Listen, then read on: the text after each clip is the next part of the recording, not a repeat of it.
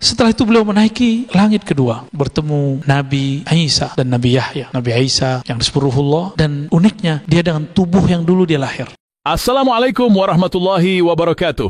Selamat datang di Syekhuna TV, saluran yang menghadirkan keindahan akhlak dan ilmu untuk umat dengan penuh cinta dan dedikasi. Jangan lupa untuk like, komen, dan subscribe agar dakwah ini terus tersebar luas. Selamat menyaksikan, semoga bermanfaat. Alhamdulillah, Allah ciptakan manusia sebagai makhluk yang dapat beradaptasi, dan inilah salah satu bentuk daripada adaptasi kita, bahwa kita kemudian mengikuti alur, tidak melawan arus, karena yang melawan arus akan tertinggal dan akan hanyut. Untuk itu kita bersyukur kepada Allah. Inilah yang disebut tahmid. Kenapa dalam Al-Quran, dalam hadis, di dalam kalam-kalam Nabi itu ada kalimat Alhamdulillah, segala puji milik Allah, atau terima kasih ya Allah. Nabi mengatakan, jika engkau mengalami yang kurang menyenangkan, katakan ala kulli hal. Hal berarti sesuatu yang berubah-ubah. Ala kulli hal berarti keadaan yang kurang menyenangkan. Ada yang kedua, fi kulli hal, di setiap keadaan, artinya setiap keadaan yang menyenangkan. Dalam hal ini, karena manusia dapat beradaptasi, inilah kelebihan kita sebagai manusia. Allah ciptakan kita sebagai makhluk yang dapat beradaptasi dengan cara apapun. Itulah makna kami menciptakan manusia dalam ahsanit taqwim, dengan takwim yang sangat-sangat ahsan, sempurna, tidak kurang sama sekali. Apapun kondisinya, apakah dia sempurna secara fisik ataupun dia merasa tidak sempurna, dia akan dapat beradaptasi. Kemampuan ini ada pada tumbuhan, ada pada binatang, tapi tidak sempurna. Kesempurnaan ini ada pada manusia. Maka dalam sejarah peradaban umat, semua makhluk yang dapat memajukan alam ini cuma manusia. Dulu sudah pernah ada Banul Jan, keturunan jin menguasai bumi, tapi mereka kemudian dikiamatkan oleh Allah dengan meteor-meteor yang ditembakkan kepada mereka, karena mereka malah merusak bumi. Mereka tidak berhasil kemudian menciptakan kemajuan-kemajuan. Sekarang ini our time, ya, ini masa kita, ini sesi kita. Mari kita buat kemajuan-kemajuan, meskipun dengan cara yang mungkin tidak lumrah dengan masa-masa sebelumnya. Akhlak dan kaitannya dengan Isra Mi'raj ini sangat penting sekali. Sebagaimana kita menemukan dalam riwayat hadis yang sangat sahih, riwayat Imam Bukhari, Nabi SAW ketika dirundung duka kematian pamannya bernama Abu Talib, begitu juga istrinya Sayyidatuna Khadijatul Kubra, di saat sangat betul-betul sedih itu, Allah melihat Nabi Muhammad SAW bukan sabar, beliau itu lebih dari sabar, beliau meridai apa yang terjadi. Allah hanya mau, Allah lah yang menjaga Nabi Muhammad, bukan Khadijah, bukan Abu Talib. Oleh karena itu Allah kemudian ambil orang-orang kesayangan Rasulullah, dan Rasulullah dalam keridaannya ini, keikhlasannya ini, beliau kemudian dinaikkan oleh Allah ke makam yang tinggi, diberikan hiburan. Isra Mi'raj ini bagian dari ru'ya salihah, tapi ru'ya ini ada dua. Ada ru'ya itu trance, orang yang mengalami trance. Ada yang dalam keadaan sadar, ada yang dalam keadaan tidak sadar. Nah, Nabi kali ini mengalami dalam keadaan sadar, tubuh dan fisiknya ikut terbang, ikut berpindah-pindah. Di dalam hadis Imam Bukhari dan Muslim disebutkan bahwa baginda Rasul SAW sebelum diterbangkan, inilah yang menjadi pesan akhlak yang utama. Beliau kemudian dibawa oleh malaikat Jibril dan Mikail alaihimassalatu wassalam, lalu dibersihkan jantungnya, dadanya dibedah. Karena yang membedah ini malaikat. Malaikat itu punya jisim tubuh, tapi tubuh cahaya. Sedangkan tubuh kita, tubuh turabiyah, tiniyah, tubuh tanah. Maka kecepatan cahaya membuat tubuh kita atau tubuh Nabi Muhammad SAW tidak rusak ketika dibelah, dibuka, dibedah isinya oleh malaikat Jibril. Setelah dikeluarkan, kemudian dibersihkan. Kalbu Rasulullah tidak ada kotorannya, tapi masih dibersihkan. Inilah kemudian menjadi tabiat Nabi. Meskipun beliau tidak punya salah, beliau tetap mengaku salah dan merasa salah di hadapan Allah, sehingga Allah jatuh cinta kepadanya. Kemudian Rasulullah diisi dengan ma'u Zamzam, yang seperti air Zamzam, cuma ini bahasa majazi sebenarnya. Maknanya adalah seperti disebutkan juga di riwayat tersebut, iman wa hikmah. Yang dimaksudkan di dalamnya ada iman, ada keyakinan. Yakin itu tidak boleh sedikit pun berubah, bahwa Allah kita sebelum pandemi, Allah kita setelah pandemi, Allah hari ini, Allah nanti malam sama, Allah dalam taat, Allah ketika itu terjebak maksiat sama. Maka harapan kita kepadanya tidak boleh berkurang. Sahabat-sahabat dimulakan Allah, inilah pesan yang disebut dimasukkan air iman. Maka yakin itu dia akan mengalir seperti air tadi, dia akan mengalir dalam diri kita, akan diserap dalam diri kita. Kemudian ada hikmah. Apa arti hikmah? Hikmah itu kebijaksanaan dalam terjemahan, tapi dalam makna lain itqanus syai', mirip dengan hukum. Bedanya hukum hukum memutuskan satu hukum yang zahir secara tepat. Adapun hikmah memutuskan, menentukan, membaca sesuatu yang tidak tampak secara kasat mata, tapi dia dapat menentukannya, memutuskannya, menyikapinya dengan tepat. Ini yang disebut hikmah. Inilah perbedaan Rasulullah SAW dengan sahabat-sahabat yang ada di masanya dan rasul-rasul yang ada terdahulu. Rasulullah setelah diberikan air hikmah, air iman, berarti kolbunya yang bercahaya ditambahi cahaya. Itulah cahaya iman dan hikmah. Kemudian beliau dipersilakan menaiki kendaraan surga yang mana dulu Nabiullah Ibrahim pernah mengendarainya. Itulah yang kita sebut dengan buraq. Buraq, sahabat-sahabat karena Allah, dari kata barq. Barq berarti kilat cahaya. Apabila kita melihat petir yang sampai lebih awal adalah cahayanya, adapun suaranya sampai belakangan. Inilah kecepatan cahaya. Maka buraq ini sangat cepat sekali. Di mana cahayanya terakhir tampak, disitulah kemudian dia hadir. Namun ingat, Nabi Muhammad SAW sebenarnya tidak membutuhkan buraq, karena beliaulah cahaya di atas cahaya. Tubuhnya bercahaya, kolbunya bercahaya, pikirannya bercahaya. Jika ia mau, dia akan terbang sendiri. Dengan izin Allah, ruhnya akan langsung naik. Namun inilah pesan Allah. Meskipun engkau mempunyai kelebihan, engkau harus menjadi seorang yang biasa, mempunyai alat yang biasa untuk menjadi asbab untuk bekerja kah, mengajar kah, dan lain sebagainya. Inilah yang menarik. Buraq kemudian berhenti di suatu negeri yang sangat subur. Lalu Nabi disuruh sholat di sana. Sholli rakatain, kata Sayyidina Jibril. Sholatlah beliau di sana. Setelah sholat, Sayyidina Jibril mengabarkan, wahai Muhammad, ardun thayyibah. Inilah negeri yang thayyibah, negeri yang subur. Disinilah engkau nanti akan berhijrah. Wah, ini yang menarik. Ternyata baginda Rasul SAW sebelum pindah, sebelum hijrah, sudah dikabarkan bahwa beliau akan tinggal di negeri yang thayyibah. Negeri yang kemudian kita sebut Al-Madinah Al-Munawwarah. Dulu negeri ini disebut dengan dua istilah. Pertama, kota Yathrib. Yathrib seorang pendiri, ketua atau tetua sesepuh yang ada di Madinah. Kemudian disebut juga negeri yang subur. Ini juga tertulis dalam kitab-kitab lama. Saya tidak tahu apakah dalam cetakan-cetakan yang sekarang masih ada, dalam perjanjian lama, di kitab-kitab Taurat dan Injil. Disebutkan bahwa nanti akan muncul Nabi di akhir zaman, munculnya dari negeri yang subur. Maka ini yang dilupakan banyak orang, bahwa Nabi Muhammad SAW bukan lahir di Madinah, tapi beliau berpindah ke Madinah. Begitu juga cara memahami imam akhir zaman nanti. Imam akhir zaman yang disebut Al-Imam Al-Mahdi bukan lahir di Madinah seperti yang diasumsikan beberapa pengamat atau ulama. Itu keliru besar. Hadis hanya menyebutkan ja'a rajulun minal Madinah, datang seseorang dari Madinah. Bukan berarti wulida fil Madinah, dia lahir di Madinah. Kalaupun ada, maka riwayatnya pasti dhaif. Hal ini sama dengan Rasulullah SAW. Setelah itu Rasulullah diterbangkan dengan buraq itu, diisrakan, asra, ya, diisrakan, diperjalankan di malam hari, sampailah di satu negeri namanya Tursina. Sampai di Tursina, Rasulullah pun disuruh sholat 2 rakaat, dan beliau kemudian melihat Sayyidina Musa sholat fi qabri, yusolli fi qabri, sholat di dalam kuburnya. Tentunya ini bukanlah sholat mencari pahala, bukanlah sholat mencari surga. Para nabi sudah dijamin surga, para nabi sudah pasti tidak berdosa, dan para nabi ketika sudah wafat, hukumnya sama dengan yang lain. Dia tidak akan dapat beramal secara fisik. Idza mata ibnu Adam, ini atau idza mata al-insan, ini kata kunci. Jika manusia mati, apa yang mati? Tubuh manusiawinya mati. In qata'a amaluh, maka amal manusiawinya mati, tapi amal ruhaninya tidak mati. Sayyidina Musa masih sholat di dalam kuburnya. Ini menunjukkan bahwa amalan tidak berhenti dengan matinya badan, yang berhenti cuma amalan badan. Maka hadis, idza mata ibnu Adam in qata'a amaluhu illa min thalath, jika mati anak Adam maka berhentilah dia beramal kecuali 3. Itu yang berhenti hanyalah fisiknya. Adapun ruhnya tetap berjalan kepada Allah, bergerak kepada Allah SWT, sebagaimana Sayyidina Musa masih sholat dalam kuburnya. Setelah itu Sayyidina Muhammad SAW dibawa ke satu wilayah yang disebut Kampung Daging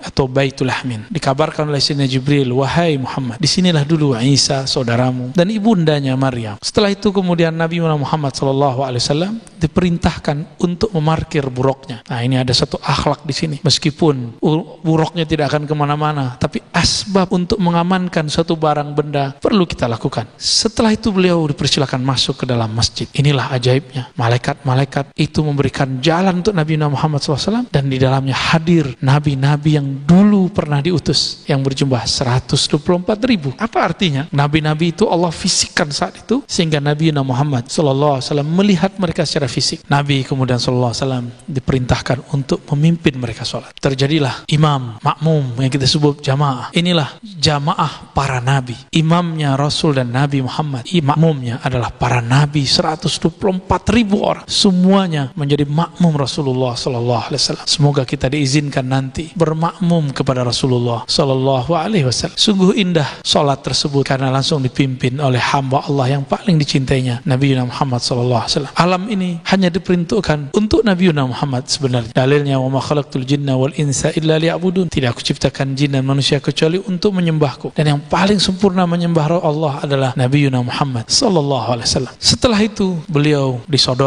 disajikan 2 minuman, khamar dan yang kedua air susu. Dengan gerak fitrah yang ada dalam dirinya, Rasulullah SAW memilih susu. Itulah pujian Sayyidina Jibril, sungguh engkau telah memilih fitrah. Sahabat-sahabat yang melakukan Allah, setelah itu Rasulullah kemudian menaiki satu undukan tanah yang dalam cerita para ulama terdahulu, tanah atau batu itu ingin naik. Saya tidak mengerti maksud naiknya, tapi kalau kita lihat memang ketika di sana bagian batu itu bagian yang Nabi dulu menginjaknya agak naik, sehingga terciptalah rongga di tengahnya. Wallahu alam bagaimana ceritanya. Barangkali itulah yang kita dengar dari guru-guru dan tertulis di kitab-kitab. Betul, itulah Ka'bah pertama. Ke arah sanalah Rasulullah dulu berkiblat. Jadi batu itu batu mulia, sebagaimana ada Hajar Aswad yang juga batu mulia. Lalu Rasulullah SAW diangkat sampai ke langit pertama. Di langit pertama beliau bertemu Sayyidina Adam. Sayyidina Adam menoleh ke kanan, senyum. Menoleh ke kiri, beliau nangis. Ditanyalah beliau, kenapa engkau menangis? Beliau mengatakan, jika aku menoleh ke kanan, aku melihat umatku, keturunanku, anak-anakku, cucu-cucuku masuk surga, aku tersenyum dan ridha. Tapi ketika memandang ke sebelah kiri, aku melihat keturunanku disiksa masuk neraka, aku pun sedih. Sahabat yang melakukan Allah, ini berulang saya sampaikan di mana saja. Jika ingin membahagiakan orang tua dari orang tua kita, itu Sayyidina Adam, maka jangan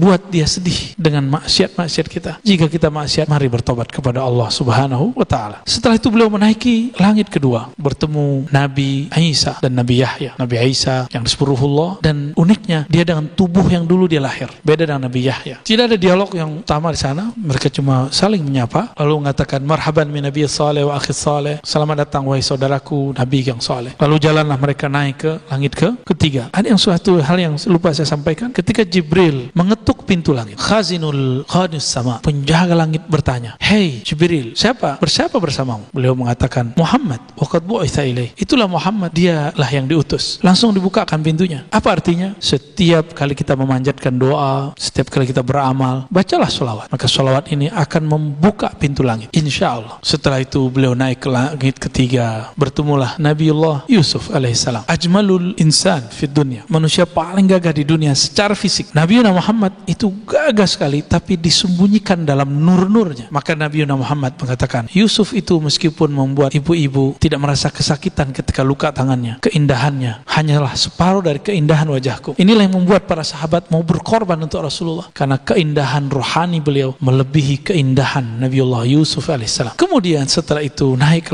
ke langit keempat, bertemu Nabi Idris, the father of knowledge, bapak ilmu pengetahuan. Dialah yang pertama mengenalkan kepada kita aksara. Dialah yang disebut dalam istilah orang-orang Yunani dengan Hermes, yang kemudian melahirkan ilmu namanya hermeneutika atau ilmu tafsir bagi kita. Naik ke langit kelima, bertemulah Nabi yang jenggotnya terpanjang, yaitu Sayyidina Harun. Setelah itu naik ke langit keenam, ketemu Nabi Musa. Seterusnya naik ke langit ketujuh, ketemu Nabi Ibrahim. Ini ada yang menarik di sini. Nabi Ibrahim ternyata bersandar di Ka'bah, namanya Al-Bait Al-Ma'mur. Di saat bersandar itu, beliau bertemu Nabi Muhammad SAW, lalu kemudian langsung mengatakan, wahai Muhammad, akri' minni ummataka salam. Sampaikan salamku kepada umatmu. Kalau Nabi Ibrahim cuma mengucapkan salam, Nabi Muhammad merindukannya. Jadi kita ini, jika benar umat Nabi Muhammad, kita adalah umat yang dirindukan oleh Nabi Muhammad, yang disalami oleh Nabi Ibrahim alaihi salatu wassalam. Sahabat-sahabat yang melakukan Allah, Nabi Ibrahim pun mengatakan, sampaikan salamku kepada umatmu, bahwa surga itu sangat subur tapi tidak ada pohonannya, maka tanamilah dengan ungkapan tasbih, tahmid, tahlil dan kalimat-kalimat yang biasa kita dengar. Ini menunjukkan apa? Meskipun mereka orang-orang yang jauh lebih awal dari kita, lebih mulia, mereka masih mengirim salam untuk kita yang kurang mulia. Maka sahabat-sahabat, teman-teman, jangan malu berkirim salam kepada orang yang menurut kita nggak penting. Berkirim salam saja, maka itu sangat mengesankan di hatinya. Dari langit ketujuh itulah beliau dibawa ke Jannatul Ma'wa, ke Sidratul Muntaha. Di situ banyak surga, banyak kemudian terlihat dedaunan-dedaunan takdir. Jadi Nabi itu melihat Sidratul Muntaha, beliau menghikayatkan seperti dedaunan atau telinga gajah. Di dalam dedaunan itu tercatatlah, tertulislah takdir kita semua. Bahkan saya duduk di sini, Bapak Ibu mendengarkan di sana, itu bagian daripada daripada takdir itu. Nah, terakhir beliau kemudian diangkat ke arasnya, sedangkan Jibril alaihissalam tidak dapat izin naik. Inilah maqam Rasulullah, lebih tinggi hatta daripada Sayyidina Jibril. Maka sungguh aneh jika ada orang yang masih meninggikan Sayyidina Jibril di atas Nabi. Nabi Muhammad lebih afdal dari Jibril, tapi di kalangan malaikat Jibril yang paling afdal. Ketika naik ke aras, jangan dibayangkan Nabi kemudian melongo-melongo ngelihat ke Tuhan. Tidak, Nabi bukan bertemu Tuhan dalam pengertian kita hadap-hadapan, tapi beliau disebutkan dalam hadisnya kharra sajida, tersungkur sujud. Inilah puncak dari hamba. Oleh itulah kemudian dibawa turun ke bumi, yaitu sujud kehadirat Allah Subhanahu wa taala. Inilah makna salat itu mi'rajul mu'minin. Salat itu dapat jadi mi'raj orang beriman karena mengantarkan dia ke alam sana. Sahabat-sahabat yang karena Allah, inilah aktualisasi akhlak Rasulullah dalam Isra Mi'raj. Meskipun beliau lebih tinggi daripada Jibril, tapi beliau tetap menempatkan Jibril sebagai gurunya, karena Jibril lah yang mengajari beberapa hal. Maka mari kita jangan seperti kacang lupa kulitnya, jangan seperti orang yang kemudian mengkhianati gurunya, mengkhianati temannya. Semoga Allah menjaga kita semua. Wassallallahu ala nabiyina Muhammad. Saya pernah nyimak di kajian YouTube Buya tuh bahwa di langit keempat itu kan beliau bertemu dengan Nabi Idris alaihissalam ya. Beliau sempat menyampaikan bahwa langit keempat itu batas antara dimensi alam malakut dengan alam jabarut. Nah, sebetulnya dimensi alam itu seperti apa, Bu ya? Dimensi alam, kajian dimensi alam bagian daripada cara memahami tentang rahasia Isra Mi'raj ya. Jadi nggak salah pertanyaan begitu. Kita ini Ustadz, kita lagi alam apa nih? Alam syahadah ya. Syahadah, alam nyata. Alam nyata itu penciriannya dapat diakses oleh panca indera. Tapi Ustadz punya perasaan nggak? Punya. Seneng, benci, ya, rindu, ada. Kangen, Ada. Ada ya? Ada. Kesel. Ada. Sama saya lagi kesel kan ya? Lagi senang kayaknya, Bu ya. Nah, itu alamnya sudah beda. Itu alam kolbu namanya. Alam kolbu itu satu jenis dengan malaikat, disebut alam malakut. Maka kolbu senengnya diberi zikir. Ayatnya ala bizikrillah tatmainul qulub. Ketahuilah hanya dengan zikrullah kolbu jadi tenang. Zikir itu kutul malaika, makanan para malaikat. Jadi malaikat itu kalau kita zikir, itu mereka panen, mereka pesta. Ketika ada sahabat membaca doa baru yang Nabi nggak pernah ajarkan, tapi dia baca hadis Sahih Muslim. Ya Rabbana lakal hamdu hamdan thayyiban katsiran mubarakan fih. Bukan ada di Bukhari ya? Itu kemudian malaikat ada 30 kata Rasulullah, di riwayat lain 12. Itu berebut untuk mengangkat zikir ini ke langit. Maka ini kalau Ustadz nih rajin zikir, itu jadi temannya malaikat, insya Allah. Cuma syaratnya satu, banyakin sholawat. Kalau enggak bukan malaikat yang asli, malaikat palsu yang datang, setan. Ya hanya sholawat lah. Dan batas malaikat. Jadi malaikat itu ada malaikat biasa, malaikat bumi, malaikat yang shift naik turun. Ada yang malaikat penjaga alam malakut. Ada malaikat yang di atas alam itu. Malaikat yang di langit pertama, kedua, ketiga, keempat. Batasnya keempat karena simbolnya Sayyidina Idris, bapak pengetahuan. Ilmu itu sudah alam lain, Ustaz. Ilmu itu alamnya sudah di alam yang boleh kita sebut Jabarut. Nah, disitulah nanti di atas itu kita ketemu kenapa ada huruf Hamim, Kaf Ha Ya Ain Shad, Yasin. Itu alam-alam yang kenapa Nabi Idris ditaruh di langit keempat. Karena Nabi Idris adalah Nabi yang ketika naik Mi'raj ke langit, dia turun membawa huruf-huruf. Huruf itu adalah imitasi daripada yang ada di langit keempat itu. Ya, maka beliau disebut sebagai bapak aksara atau bapak pengetahuan, father of knowledge. Apakah ada jarak antara Nabi dengan Allah? Sementara Allah lebih dekat dari urat leher. Bagus. Ya, qarib aqrab min hablil warid. Nah, nanya gitu nih Ustadz, ini beneran Ustadz yang nanya nih. Karena ada khilafiyah tentang mi'rajnya Rasulullah. Ada yang mengatakan hanya ruhnya saja, ada ruh dan jasad begitu ya. Itu seperti apa tuh? Dua-duanya benar. Jadi mi'raj itu ada yang dengan ruh, ada dengan ruh dan jasad. Karena Nabi 5 kali mi'raj. Mi'raj kelima dengan jasad dan ruh. Jadi kita nggak perlu perdebatkan itu karena dua-duanya ada gitu. Jadi 4 kali dengan ruh, yang kelima dengan jasadnya. Kemudian kalau misalnya di saat Nabi yang kelima ini beliau mi'raj ruh dengan jasad, apakah bisa dimaknai kalau misalnya seolah-olah kan Allah itu seperti jauh dengan Rasulullah sehingga fisiknya harus naik. Ini yang harus diluruskan. Isra Mi'raj itu nggak ada kaitannya dengan keyakinan Allah bertempat. Ini dijelaskan dengan detail oleh Imam Al-Hafiz Ibnu Hajar Al-Asqalani dalam syarah Sahih Bukhari. Jadi dalam Sahih Bukhari ada clue yang kemudian didapat oleh Imam Ibnu Hajar. Ibnu Hajar ini imam ahli hadis, gelarnya Qadhil Quddad, Amirul Mu'minin fil Hadis. Boleh disebut khatmul huffaz, orang yang terakhir punya hafalan sebanyak itu Ibnu Hajar, ahli hadis. Cuma sayang orang-orang yang aku sekarang ikut hadis, ikut sunnah, nggak mau berkiblat ke beliau. Imam Ibnu Hajar ini mengatakan bahwa ada kesalahan orang membaca riwayat bahwa Allah itu kayaknya berada di aras. Bukan. Jika aras itu satu tempat, maka Allah tidak di situ. Karena dialah yang menciptakan tempat. Lalu aras itu apa? Kita kembali saja kepada Al-Quran. Ar-Rahman alal arsy istawa. Ar-Rahman terhadap aras istawa. Apa arti istawa? Istawanya ada 15 makna. Salah satu maknanya adalah menebar rahmatnya. Istawa Ar-Rahman, kan gitu. Berarti yang dia istawakan, yang dia ratakan. Karena istawa itu artinya rata. Yang dia samakan. Itu adalah rahmaniyahnya, kasih sayangnya. Aras itu meliputi langit dan bumi. Maka dengan rahmannya Allah meratakan kasih sayangnya. Ketika Rasulullah diangkat naik ke aras itu berlapis-lapis. Lapisannya lebih banyak daripada lapisan bumi, langit. Kalau langit kan 7, aras berapa gitu ya, nggak disebutkan di hadis soalnya.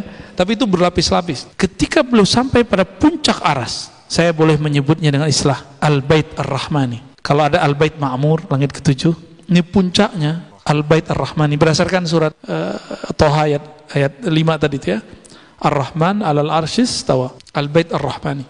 Ustadz kalau pergi ke Baitullah, ke Mekah, apakah Allah di situ? Tidak. Ustadz kalau pergi ke masjid, apakah Allah di situ? Al-Bait Ar-Rahmani ini boleh disebut masjidnya Nabi, masjid tertinggi di alam semesta. Kalau Ustadz sholat di Masjid Al-Haram, berapa pahalanya? Itu maksudnya kecepatan cahaya. Jadi orang kalau sholat di sana, sholatnya dibawa dengan kecepatan cahaya 100.000, lebih cepat daripada sholat biasa. Itu maknanya. Ya, makanya kita kalau sholat pertama kali di Baitul Haram, itu terasa sekali nikmat. Awal doang, yang keduanya udah enggak. Karena yang pertama itu yang oke. Lalu ketika Rasulullah naik, itu ngapain? Sujud. Jadi kesana itu cuma untuk sujud. Coba lihat Sahih Bukhari, bahwa Nabi SAW bukan mandang-mandang Allah begini. Oh itu Allah ya? Bukan. Itu khayal anak kecil yang kemudian diyakini oleh banyak dai. Karena dia dari kecil memahami itu, ilmunya nggak di-upgrade. Padahal sering ngomong, utulubul ilma, carilah ilmu dari buayan yang lahat. Tapi yang begini nggak ditambah ilmunya. Untuk memahami jarak antara Tuhan dan hamba, itu bacanya surat An-Najm. Disebutkan di situ, fakana qaba qausaini aw adna. Masih adakah jarak? Jarak itu bila diartikan hijab, Ustaz, penghalang antara Nabi dan Allah. Jawabannya ada. Seperti 2 busur atau adna, lebih dekat dari itu. Itulah jarak. Dan jarak 2 busur ini hanya Allah yang tahu maknanya. Ini termasuk ayat mutasyabihat. Hanya Allah yang tahu maknanya. Dan yang mengetahui maknanya para nabi, para wali. Wali-wali yang sudah merasakan itu. Yang makomnya ya bisa mengikuti jejak-jejak Rasulullah. Itu mengerti apa yang dimaksud dua busur. Jadi tolong diluruskan bahwa Mi'raj bukanlah berarti Tuhan bertempat di langit. Di aras, ya bukan. Yang lucunya ada yang meyakini Tuhan di langit. Ini kisah Isra Mi'raj dalam Sahih Bukhari adalah pembatal itu semua. Nabi dari langit pertama sampai ke-7 nggak ketemu Allah, kok ketemunya baru para nabi. Sedangkan di arasnya bertemu apa? Bertemu Ar-Rahman ala arsy istawa, dalam artian merasakan rahmannya Allah Subhanahu wa taala. Ya, Ustadz nih kalau lagi bersyukur pasti sujud. Coba lihat orang nggolin bola, ekspresi dia apa? Sujud itu Rahman lagi bekerja. Mimpi saya jangan terlalu dihayati. Saya bercerita mimpi hanya sebagai mubasyarat, kabar. Karena Nabi mengatakan la tabqa minal mubasyarat illa ru'ya salihah. Di akhir zaman mubasyarat, kabar-kabar langit itu atau kabar-kabar rohani itu hanya Allah sisipkan lewat mimpi, ru'ya yang salih, ru'ya yang benar ya. Dan saya bermimpi itu setelah beramal, seingat saya, setelah beramal lagi zikiran, atau menyaksikan itu. Maka saya yakin insya Allah ini isyarat dari Allah. Tapi apakah ini terlalu serius ya mimpi saya? Bukan mimpi itu fokusnya. Saya sedang fokus waktu itu sedang menjelaskan satu riwayat bahwa Nabi Nuh dan Nabi setelahnya selalu mengingatkan umat manusia akan kedatangan Dajjal. Maka tidak berlebihan kita kalau mengingatkan umat bahwa ada Dajjal loh gitu. Loh kan kamu yang mimpi, kamu siapa? Lah kita kan hamba Allah. Kita punya dimensi lain. Maka tadi saya tanya ke Ustadz punya perasaan gak? Gitu. Ustadz pernah khusyuk gak? Pasti pernah. Pernah nangis. Itu menunjukkan bahwa kita punya dimensi lain. Ustadz kalau mimpi matanya merem atau melek Ustadz? Tapi kok bisa ngeliat sesuatu? Berarti Ustadz punya mata lain selain mata ini. Bisa dengar kan? Ya. Tapi berarti bukan telinga ini. ada pendengaran lain. Sayangnya kita karena sibuk dunia, kita kurang melatih itu. Padahal itu bisa dilatih dalam keadaan jaga. Ngobrollah dengan ahli neurologi, dengan ahli-ahli hipnosis, dengan orang-orang yang jago dalam masalah otak kiri, otak kanan. Itu mereka mengerti bahwa yang kita lihat sekarang itu cuma 10% yang dapat ditangkap oleh otak depan ini, reptilia atau ya otak yang di depan ini 10% aja. Sedangkan 45 kanan, 45 kiri ini sudah dapat menangkap alam-alam yang lain sebenarnya, yang kita sebut alam bawah sadar. Jadi inilah penghubungnya. Kalau dalam dunia mistis ya, kalau kayak bom Dedi itu namanya apa dulu? Apa namanya dulu istilahnya? Nah, ada istilahnya dia ya. Ada yang disebut dengan ini natural, ada supranatural, ada supernatural. Nabi itu tatarannya supernatural ya, bukan supra. Kalau supra antara dukun antara orang sakti dengan orang doa hampir sama, beda-beda tipis. Bedanya ini ahli tauhid, ini musyrik. Sedangkan supernatural itu karena kebeningan ruh, dan itu sudah diilmiahkan semua.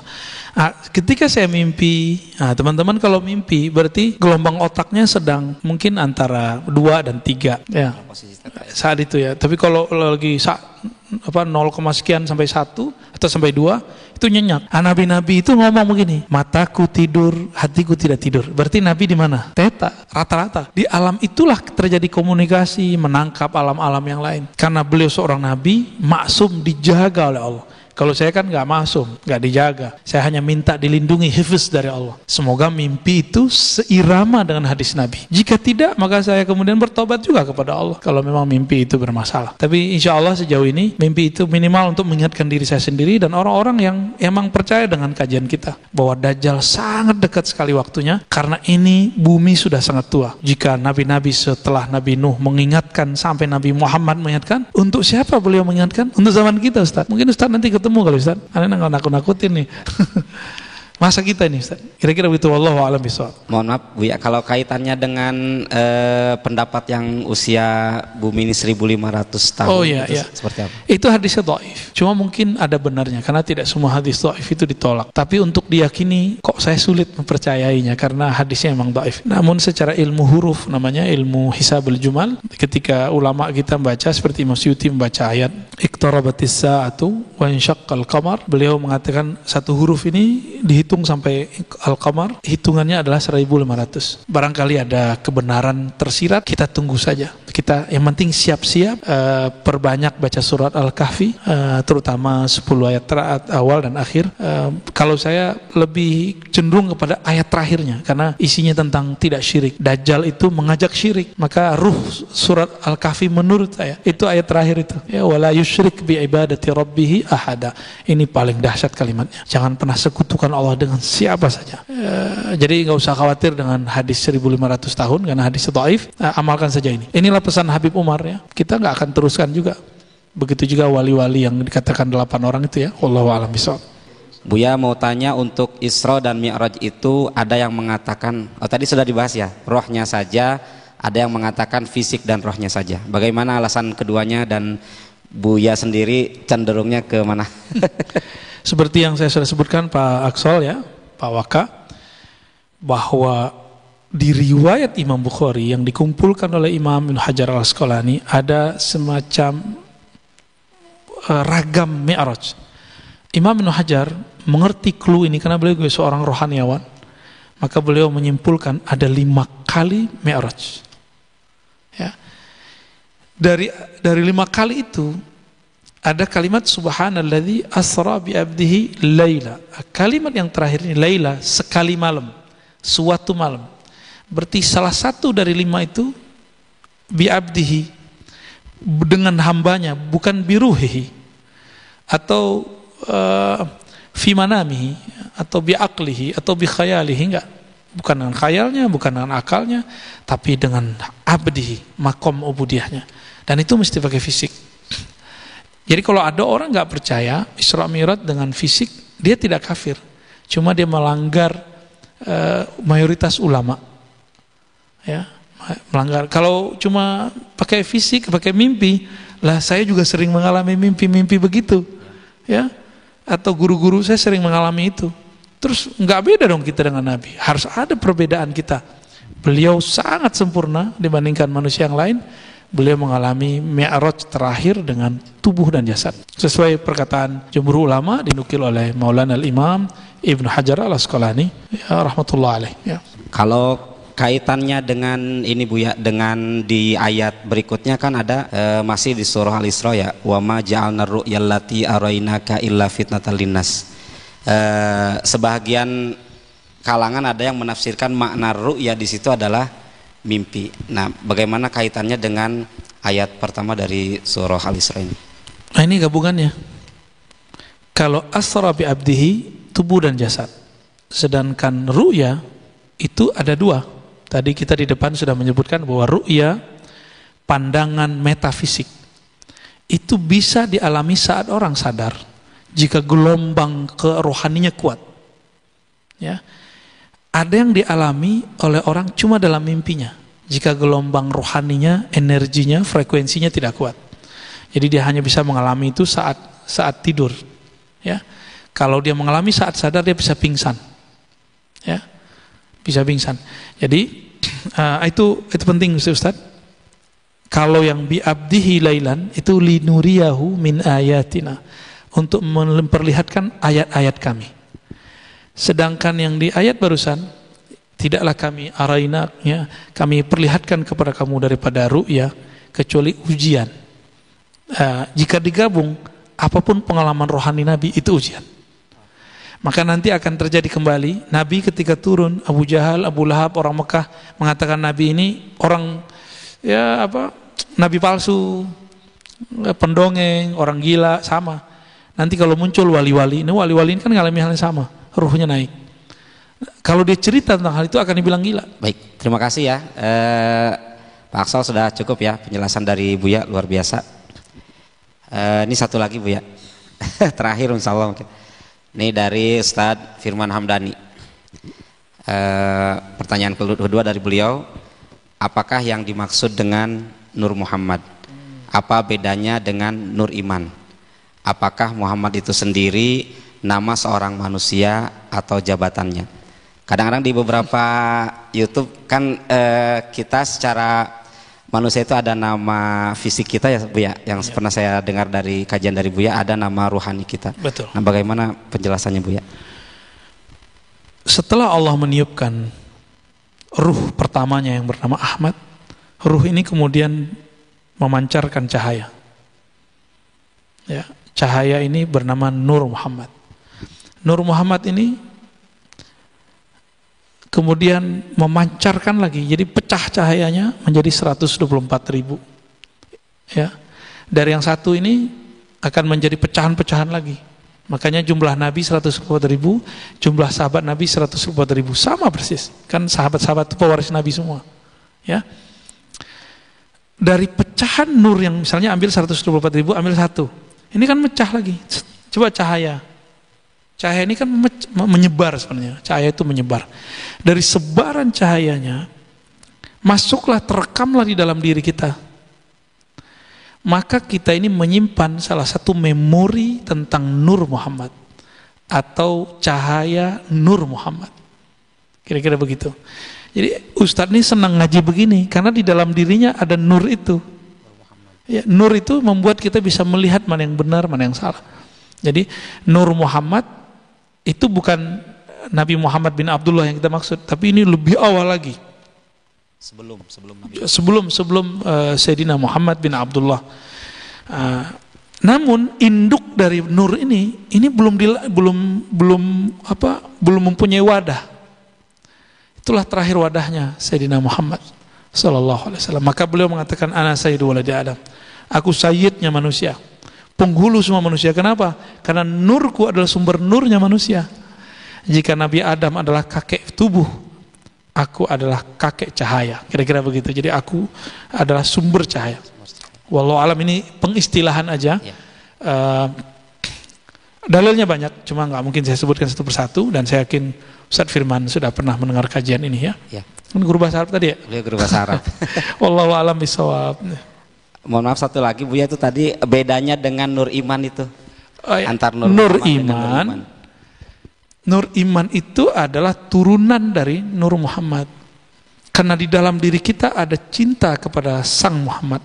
Muhammad ini mengajarkan iman. Orang musuh maksiat apapun, Ustaz, kalau di dalamnya ada nur Muhammad, maka cahaya iman akan menangkap dia. Nah, nur iman ini terbagi 3. Ada nur yang pokok, itu di dalam diri kita, namanya nur tasdik, percaya. Dan ini gak boleh bertambah, gak boleh kurang. Jadi kalau Ustadz nih percaya, besok nambah percaya, berarti ada yang kurang dari imannya. Ya. Jadi iman yang ada di kolbu gak boleh naik, gak boleh turun. Nah, maka kita bertuhan kepada Allah gak boleh berubah-ubah. Itu maknanya di kolbu. Mau Ustadz terjebak maksiat apa aja, harus balik cepat. Nah, kalau putus asa berarti di kolbunya belum ada iman. Maka orang yang murtad tuh di kolbunya belum ada iman. Nur Muhammadnya gak asli. Ya, gak asli itu cuma mungkin dia dapat bayangannya aja, silawannya aja. Cabangnya adalah ikrar, melafazkan iman. Lalu yang kedua, al-amal bil arkan. Itu cabang-cabang nur iman. Jadi sumber cahaya, lalu kemudian pancarannya. Nah, pancaran di dalam diri kita sumbernya dari nur iman tasdik. Yang di luar boleh berkurang. Misalnya Ustadz nih lagi malas tahajud, ya sudah nggak apa-apa. Tapi yang di dalam nggak boleh. Atau lagi terjebak kepada durhaka kepada Allah, harus cepat kembali. Yang dimaksud dengan al-imanu yazidu yang yang yazidu yang kus itu cabangnya. Pokoknya nggak boleh. Pokoknya harus tepat. Ya, al-iman disebut dengan al-qaulu tsabit. Begitu dalam surat Ibrahim ya. Wallahu a'lam bishawab. Baik, terima kasih kepada guru kita Murabbi Rohina Buya Dr. Kiai Haji Ar-Razi Hashim yang sudah menjelaskan begitu luar biasa tentang kajian Isra Mi'raj yang di dalamnya ada aktualisasi akhlak Rasulullah sallallahu alaihi wasallam. Ini masih ada satu pertanyaan terakhir mungkin ini ya. Kita sampai pukul 14.55 Bu ya. Oke. Terakhir dari Ibu Maulidati Sabat, beliau adalah guru Madrasah Sanawiyah. Ada sahabatnya lahir Sabtu kali ya.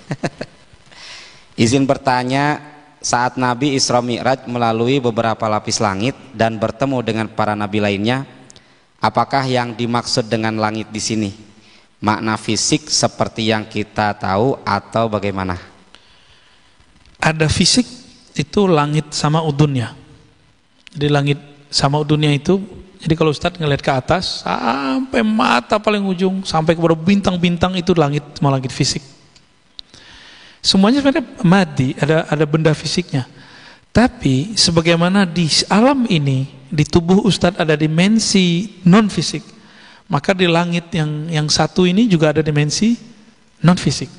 Naik kedua fisik lagi, tapi fisik yang beda dengan fisik di sini. Fisik itu kalau dalam ilmu kerohanian bukan hanya benda-benda meter seperti yang kita lihat sekarang.